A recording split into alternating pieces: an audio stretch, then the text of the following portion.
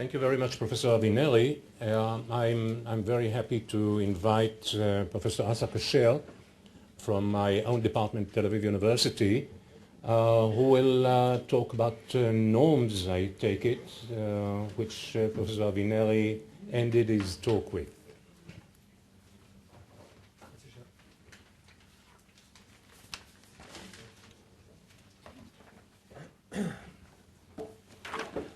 Good afternoon. Thank you, Eli. I'm delighted to be here and to be able to make some philosophical contribution to the practical issues of conflict resolution and building trust. My methodology would be to resist any temptation to discuss Israel-Palestine relationships. What I'd like to do is to describe certain philosophical concepts, certain philosophical conceptions that can be applied anywhere and should be applied everywhere. And then if you want to apply them to the present case of negotiations between Israel and the Palestinian Authority, fine. But I'm not building any philosophical conception around what I think politically. So my political views are in my pockets, not to be exposed these days. Now the particular purposes of the present lecture are, first of all, to point out several major foci of trust and conflict resolution in a society, in democratic society in particular. Secondly, to shed some light on these foci on grounds of some philosophical literature on trust and on conflict resolution. It won't be Heidegger. It won't be Descartes. It would be something, philosophical literature of 20th and 21st century. And then I'd like to see to what extent can trust be regarded as a value. That's my title, Trust as a Value. The different types of value, and I'd like to discuss trust from the point of view of each of them. My first focus today is a grand system that we all are participants in, which is a system of conflict resolution. And we are just so accustomed to the way it functions that we usually ignore the fact that this is a conflict resolution system, namely democracy. I'd like to describe very briefly democracy as a conflict resolution system. And before I do it, I'd like to, if you're convinced by my arguments that democracy is a conflict resolution system, then you must draw a general conclusion, namely that conflicts are not something to be gotten rid of. We can live with conflicts. We can maintain the conflicts. We just have to know how to behave when we encounter them, or when we encounter ourselves as a party to a certain conflict. Democracy does not eliminate conflicts between citizens or between communities of citizens. It just makes arrangements for the discussion of those conflicts and their resolution in some way that does not eliminate them.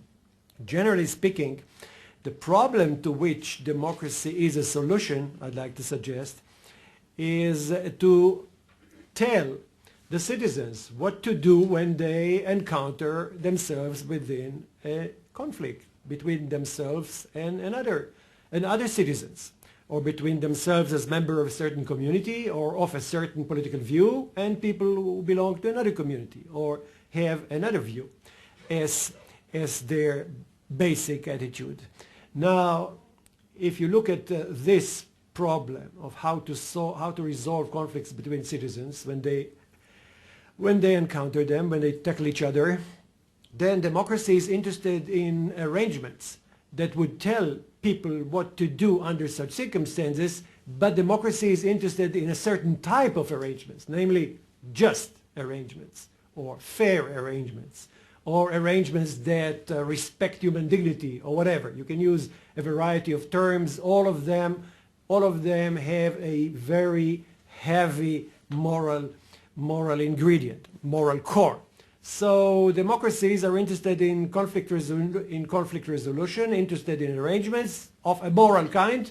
It can be morally justifiable, that tell people how to behave under some circumstances. Now, generally speaking, there are two different types of thousands of different types of conflicts indeed, but generally speaking, roughly speaking, there are two types.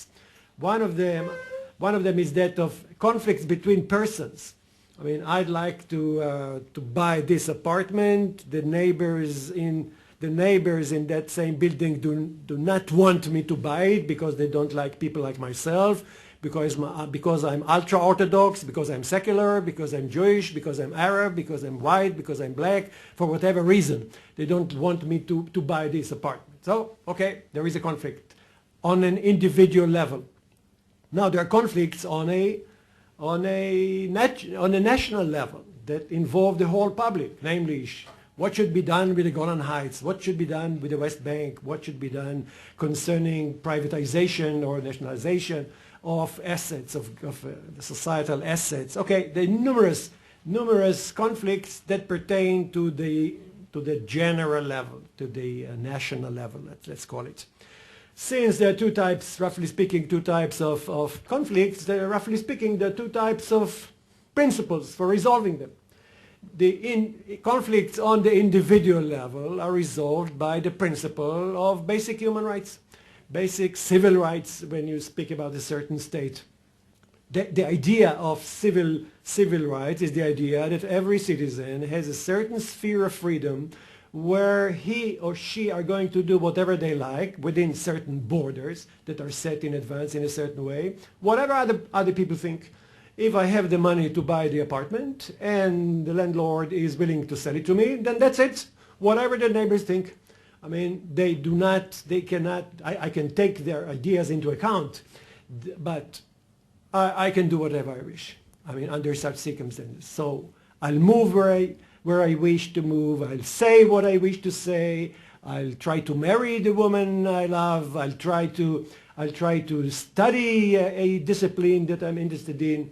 And nobody is going to tell me what to do under such circumstances within the limits, within the confines of that liberty.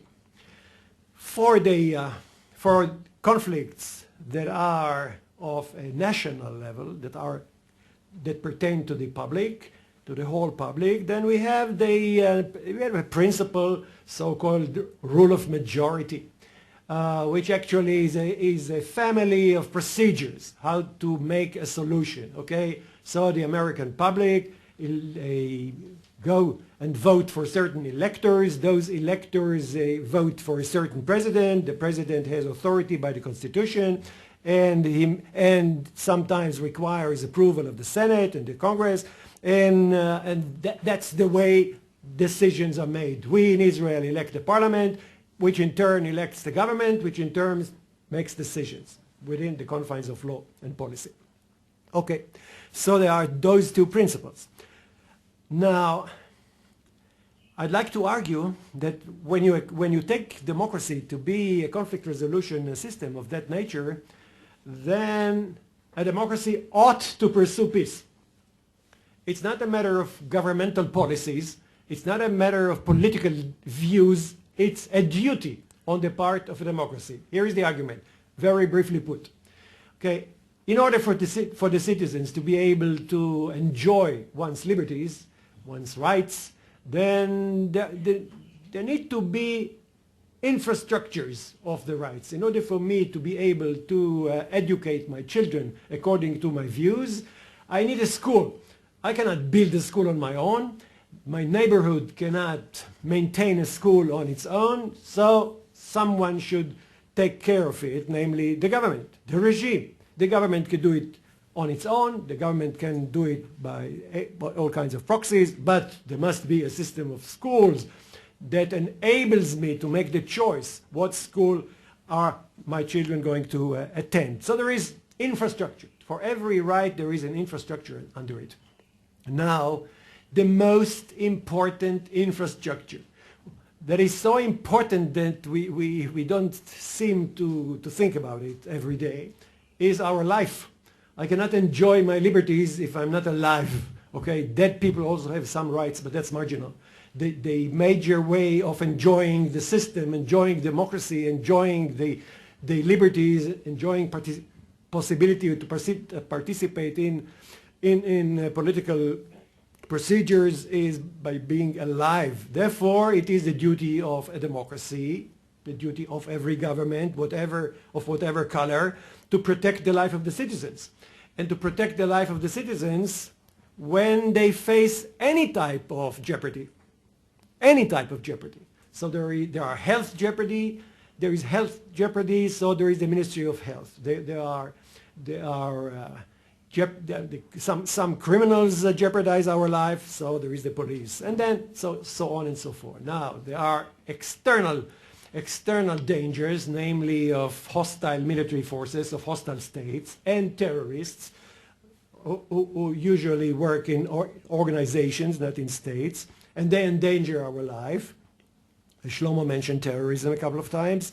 Then the state ought to protect me against the Syrian army, the Iranian missiles, and the terrorist suicide bombers. Now, how does the state protect its citizens against all those sources of jeopardy? Now, the state can do all kinds of things, okay? The state can send soldiers. The state can send planes. But that's only half an answer.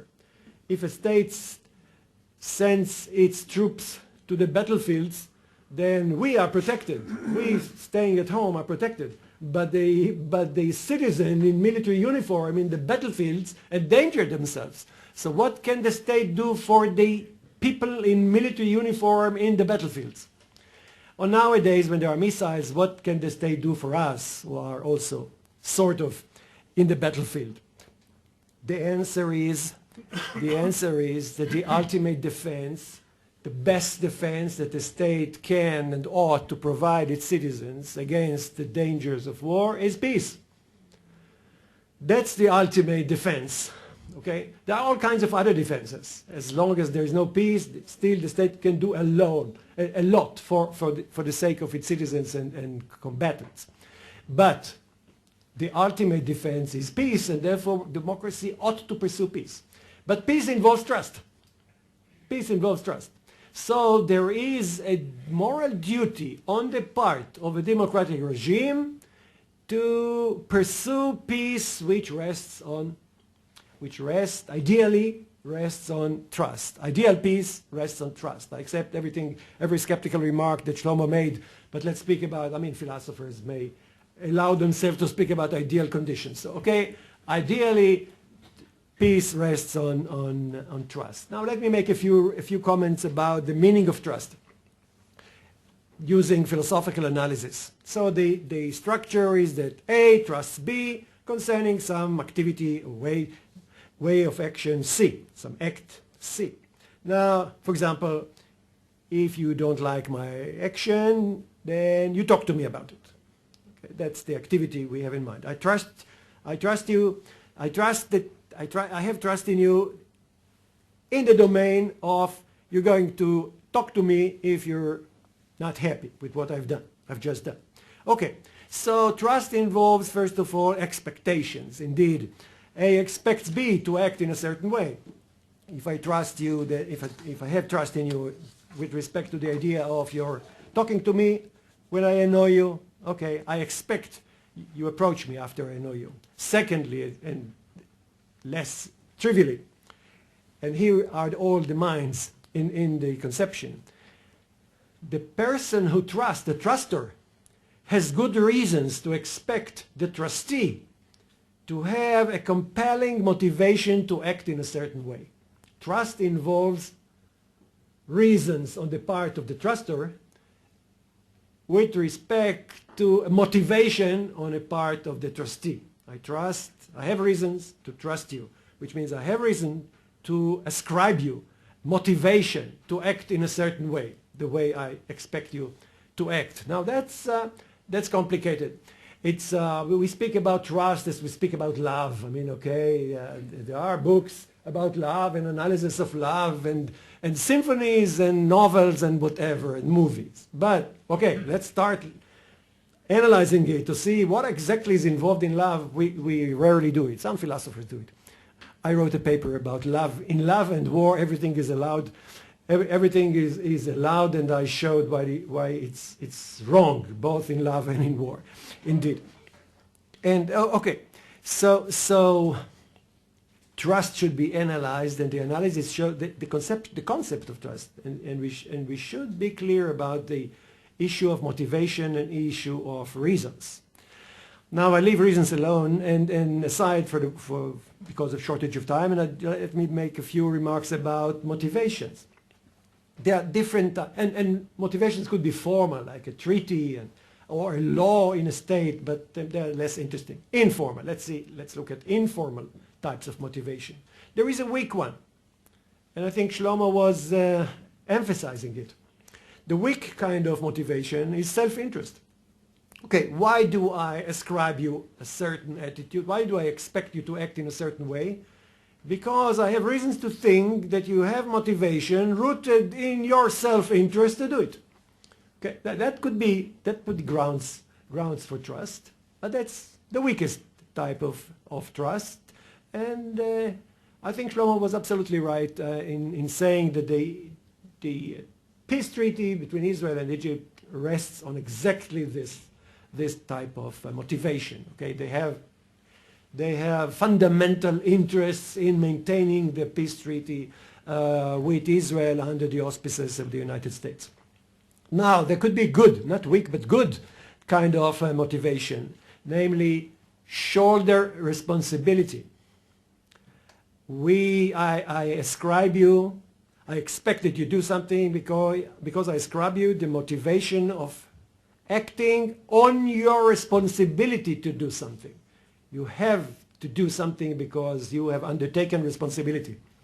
Sometimes some philosophers go even one step further. It's not only shouldering responsibility, which can explain part of the trust of children in their parents. Sometimes I ascribe you an attitude of being moved by being counted on. When I trust you, I count on you. If I trust you, Israel trusts Egypt to a certain extent. Okay, it means that we count on them to a certain extent. We count on them that, okay, they are not going to enter the Sinai Peninsula within one night, 10 armored divisions, right? We count on them, and in this sense. But we have to, in a strong sense of trust, we ascribe to the trustee the motivation of being moved by being counted on. Think about a mother or father. I mean, they are moved by being counted on by their children. They not just have some responsibility, legal or moral or ethical. They are moved by it. It moves them.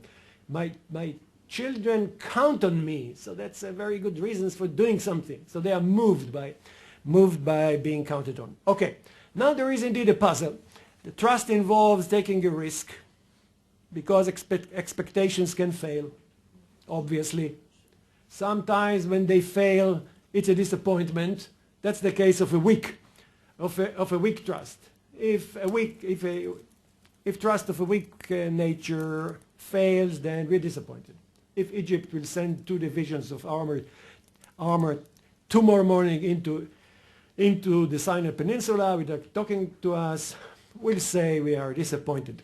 But where you have a stronger kind of trust, then it's a betrayal. It's not just disappointed. It's much stronger. And we have to understand why we describe it why we use those moral notions in order to describe that kind of failure. It's a betrayal. I trust you on some level that has moral significance.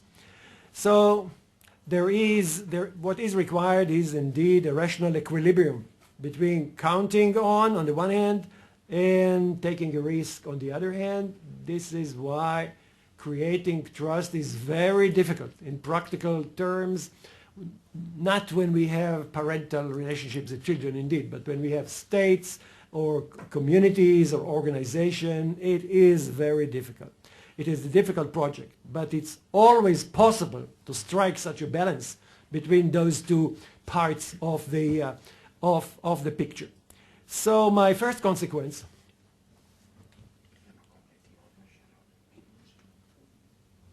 So my first consequence is that pursuit of peace, not of truce, but of peace, involves pursuit of trust. Therefore, a period of negotiations in pursuit of peace should be a period of creating trust, nurturing it, enhancing it, trying to establish it, not just discussions secret discussions among politicians. Okay. I don't have too much time, so now I'll be much briefer. My first focus is life in a democratic society, such as Israel. Here I think it's bad news when you look at it from a general point of view. Life in a democratic society like Israel often manifests a general attitude of distrust with respect to everything governmental. So there is an atmosphere of distrust. Now, we want them to create a trust with the enemy, but we distrust them, which is paradoxical, because eventually it would be the business of the population, not just the business of the politicians. So how are we going to act about it? Now let me give you a few examples very briefly. Israel has a regime of gatekeeper. Every person in a governmental position who has some authority, some responsibility, is surrounded by gatekeepers, which actually are politician keepers. So they don't keep the gate, they keep the hands of the politician. Okay? So there is the legal advisor and the internal auditor and the state controller and parliamentary committees and subcommittees and the Supreme Court, which is something else. But that's another type of control. I don't want to discuss them.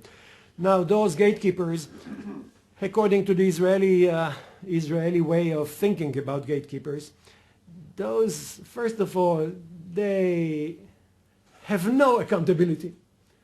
You never approach the legal advisor of the prime minister when under discussion is a prime minister's decision. Okay, the legal advisor is not there.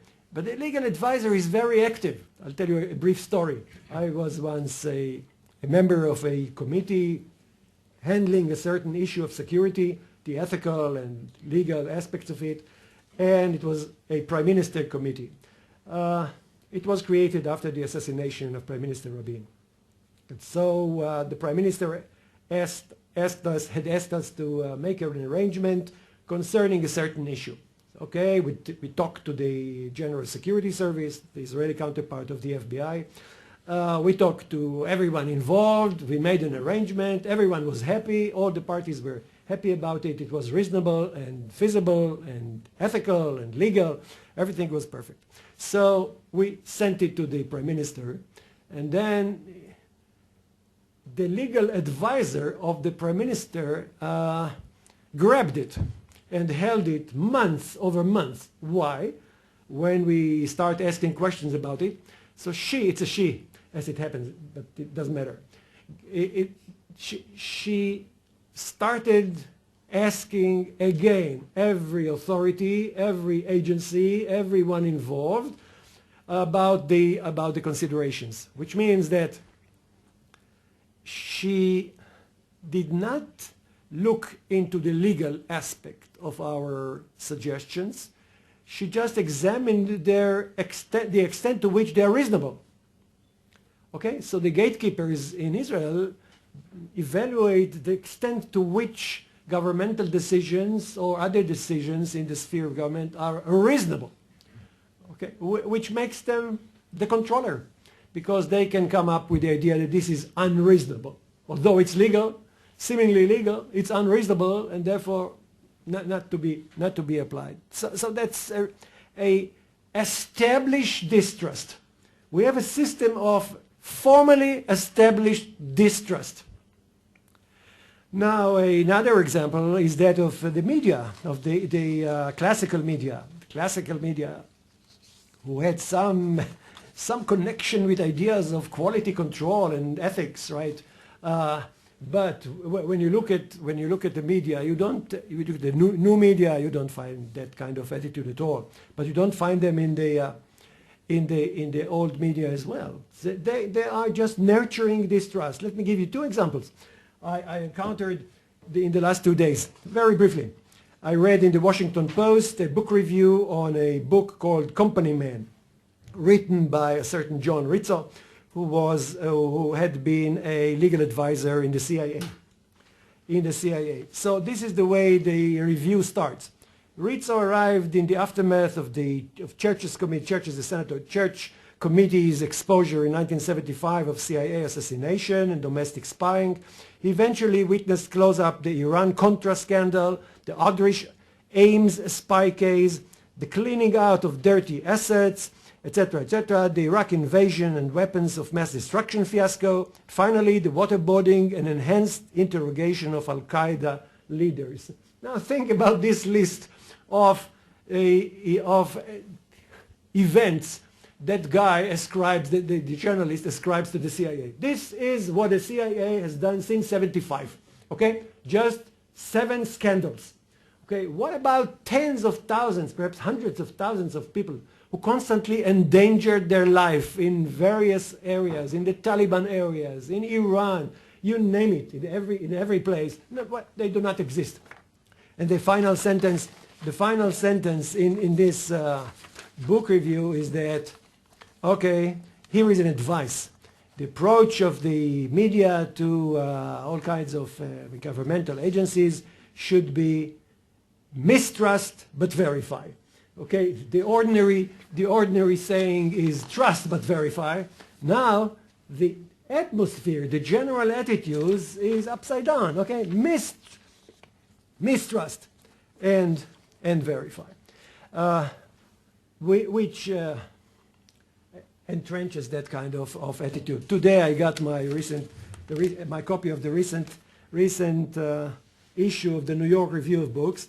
There is a correspondence there about President Obama's Affordable Care Act, the recent reform in health issues. And here is how one of the letters ends. Okay, the present situation gives precious ammunition to those who maintain that government is not the solution, it's the problem. Okay, now think about the adjacent components of the situation.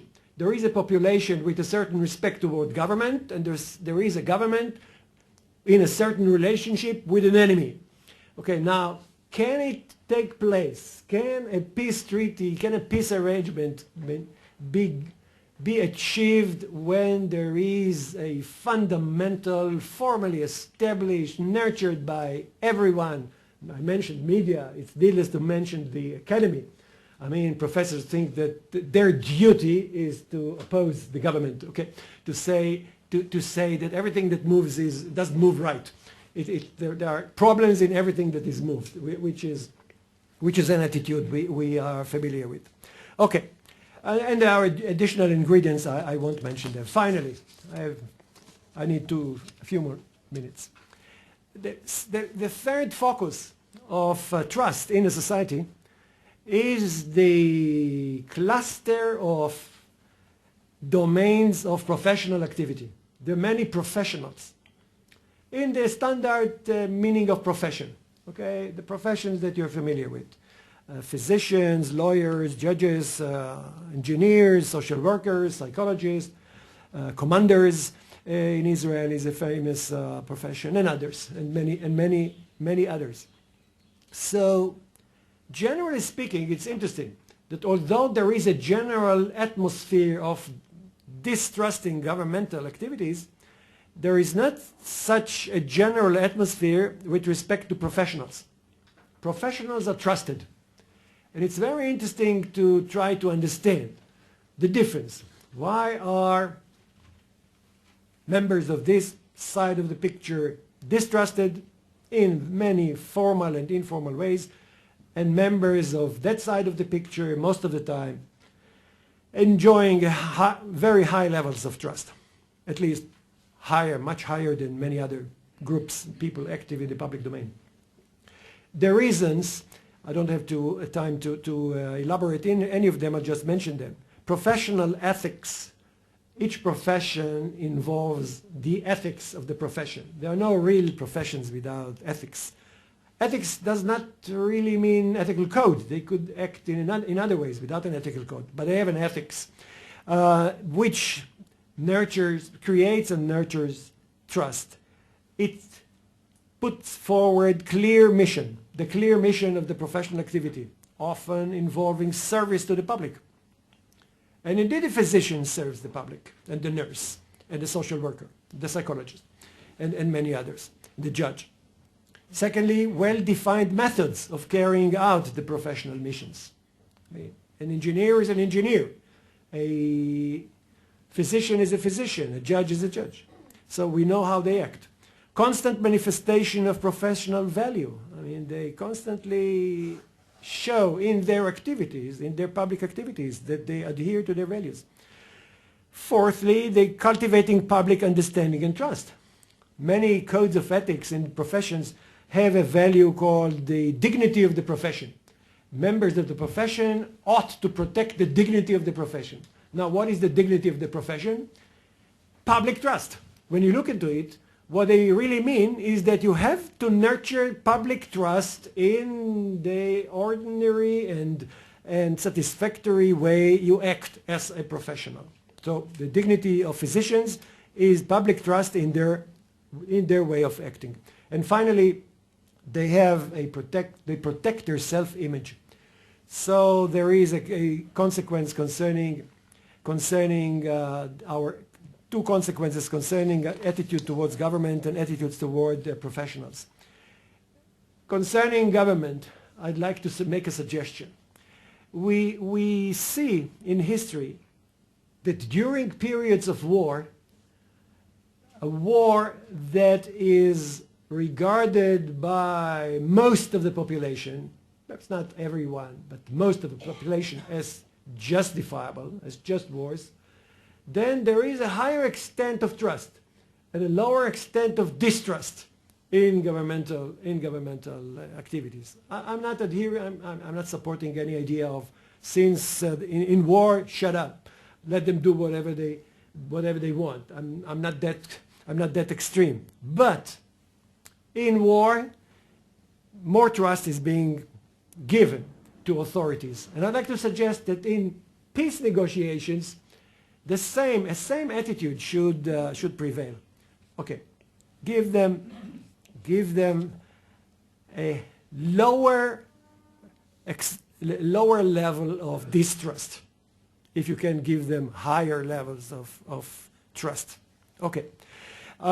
Concerning professionals, in pursuit of peace, conflict resolution, mutual trust, professionals should be employed to the broadest extent possible. When they do the economic considerations, when they do the security considerations, then they are going to be trusted more than politicians if those politicians are going to do their work. Indeed, there are things that must be done, ought to be done by politicians. But as far as certain components can be developed, articulated, and even negotiated by professionals on both sides, that's the best. So it seems. In conclusion, I'd like to make one additional to point out an additional concept. There are different types of values.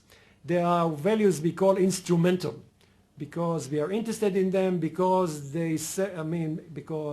manifesting them in our activities is instrumental to our ends, perhaps to our interest in other values. Everything I said about trust being important when you negotiate peace leaves the value of trust on the instrumental level. But I think there is a deeper thing to be said. Trust is a constitutive part of dignity, which means human dignity is not an instrumental value. Protecting human dignity is of intrinsic value. I don't have to support it by arguments that show that it helps me to gain some other end. It's the end. It's the end. General, universal, perennial protection of human dignity. Now, a constitutive part of human dignity, which means if you analyze it, if you analyze the idea of human dignity, then you encounter the idea of having to respect the humanity, so to speak. That's not a Kantian expression, but it's in the spirit of Kant's ideas. You have to respect human dignity, which means you have to respect what makes human beings what they are. Human beings in general, not certain ones, not particular ones. Now, to respect the human dignity is to respect the wisdom people have, rationality that people can manifest in their activities. The rational people are interested in life that is governed by mutual trust rather than life which is governed by war. There is the famous Hobbesian argument again, what happens if we are not interested in laws and we have the war of all against all. That's irrational to pursue. So we ought to pursue as rational being, we ought to pursue a human situation where people trust each other. Therefore, protecting human dignity or enhancing protection of human dignity involves protection of looking at every person as a possible and preferable trustworthy person. So everyone, my worst enemy, should be considered from the point of view of being a very dangerous enemy, and I'll defend myself against everything he does to me. But on the other hand, he is also possibly and even preferably a trustworthy person if we reach an agreement concerning peace between the parties. Thank you.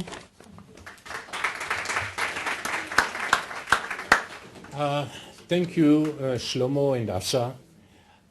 We won't go into discussions because of time restraints and coffee outside. I've come up most enriched by these two lectures, and I'm deeply grateful to you both. See you in 15 minutes.